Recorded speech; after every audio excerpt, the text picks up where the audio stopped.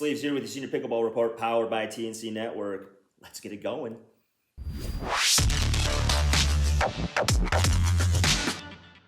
Okay, today we are going to get an update on the halfway point in the National Pickleball League season from the Chicken and Pickle Grapevine just outside Dallas, Texas. And we're going to talk to Oklahoma City Punishers team member Alex Simon and get an update on the last event. Let's go to Alex.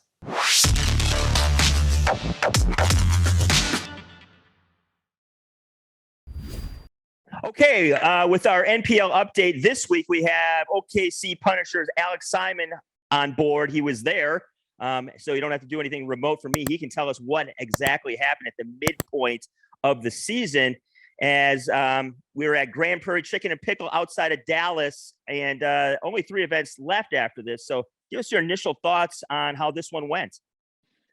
Good weekend, fun weekend as always at the NPL. Had a 80s party on Friday night. That was quite a sight. Yeah. Saw a lot of people dressed up, people in attires I wish I hadn't seen. One of those things you see, but you can never unsee. Right. Saw players who are extremely intense on the court, just let loose on the dance floor. So I guess in one word to summarize it, interesting. Yeah, I mean, that is the heyday of our era. It was the 80s. So people get a little throwback at both the old outfits in the dance moves. Yeah. Oh, you got it. Yeah, that's exactly how it was. Like totally awesome. Right on, yeah. So anyway, but apart from that, great weekend of pickleball. Great matches. We actually had quite a couple of dream breakers. I think more than a couple. We were involved in a dream breaker, which team breaker. Yes, team breaker, dream breaker. Yeah. Oh God, those are fun. That's what you live for. Yeah, I mean, I watched a few of them on the stream, and playing to 11, going by 2 at a time, and then rotating in is no joke. Like, you got to be on once you hit the court. You can't just give up 2 quickies because you're out. The pressure, Sleeves, is just incredible. You have everybody watching. Is you and your partner. Yeah. The whole match is on the line, and you got to get those points. And what a fun time. So we beat the Denver Iconics in the Dream Breaker. In fact, our last Dream Breaker was also against them. That's right. Which is ironic. Yeah. But you had a 1-point victory last time. Yeah. And this time it was a 3-point victory, but awesome. We were down 0-5. That's right. And the Dream Breaker, and came back. I myself inherited a 6-5 lead with my partner Bill Muno, and we were able to get a couple points. Yada. Ended up winning. But oh man, that's the most fun you can have is when you play those Dream Breakers. Yeah, I think it's pretty cool because you don't really know how it's going to get matched up. I mean, you could be playing a mixed team, you could be playing a gender team that's not your gender. So it's kind of fun to see the roulette wheel spin on that a little bit and the matchups, because at some levels it doesn't matter because pressure is pressure, and 2 points are 2 points. I mean, it goes fast. So. And sometimes expectations, like, you walk in, you're like, well, we should beat this squad because it's, a mixed and we're a men's team. And it doesn't always work out that way, does it? Absolutely. And I myself, when I got into play, it was me and Bill against 2 ladies. I mean, 2 excellent top world ranked ladies. But nevertheless, you feel that pressure. You're supposed to win. You're supposed to win the 2 points, and all that, plays into it. But we won. It was great. The weekend was good for the OKC Punishers. We won some, lost some. We're now in 2nd place, no longer tied for 1st. Right. So you kept pace though. We did keep striking distance.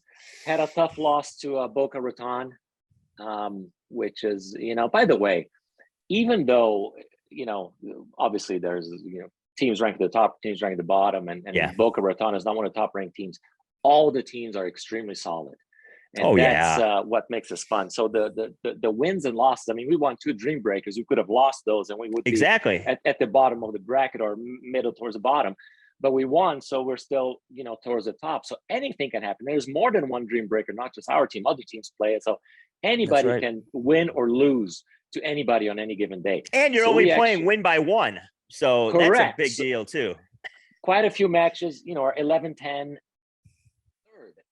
and that may be a decider. So nevertheless, we lost to the Boca Raton Picklers. Good job by them. They actually did some stacking on the lineups.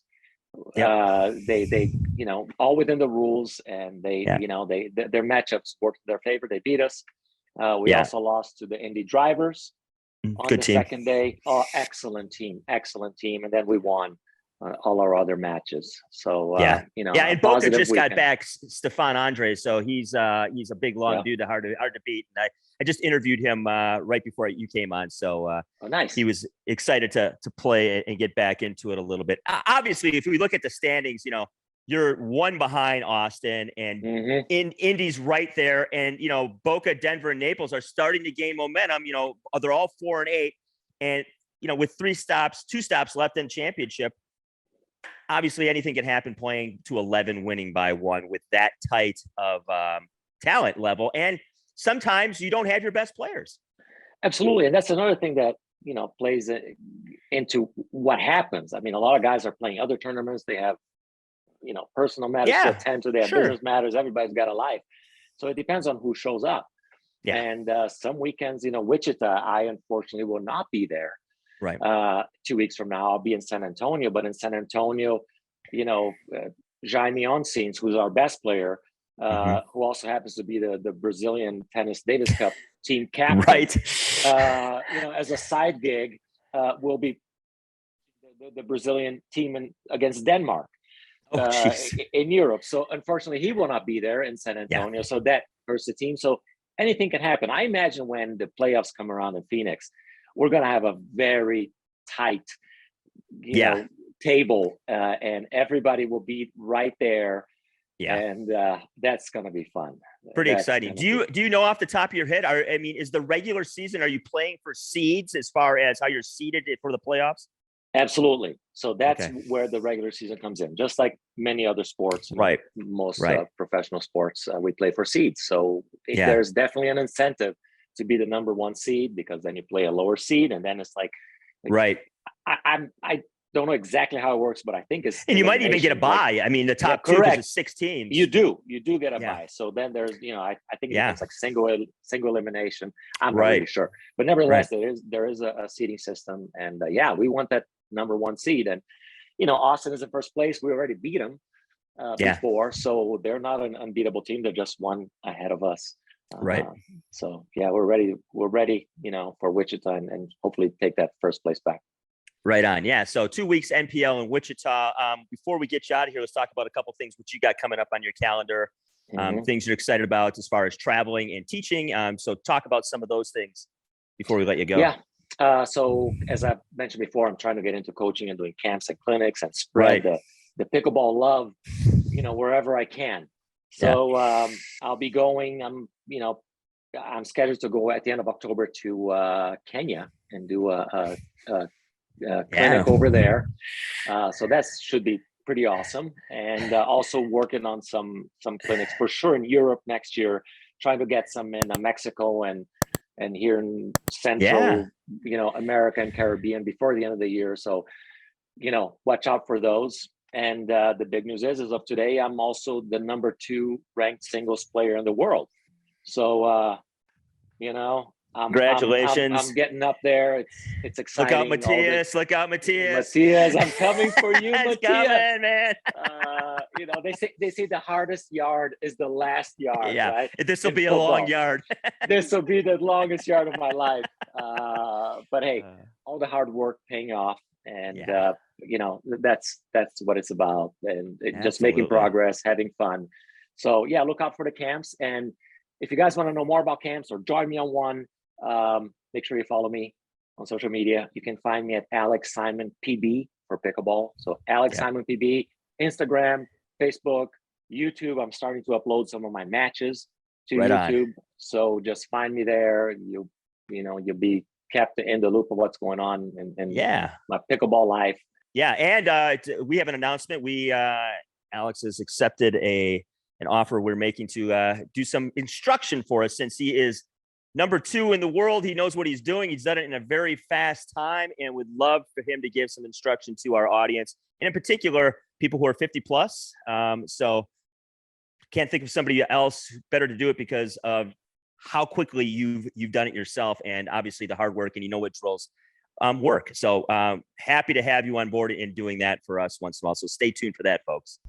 Okay, hope you enjoyed that update. Hey, subscribe to the channel. We'd really appreciate it. Check out all the links in the description for discounts, newsletters, and merch. And hey, let's pickle. New paddle company, Pickle, PCKL. Great paddle line, great price points. Anything you want from starter paddle to intermediate to a pro series high level paddle. Check them out. Get 15% off using my discount code. Pickle. It's the future.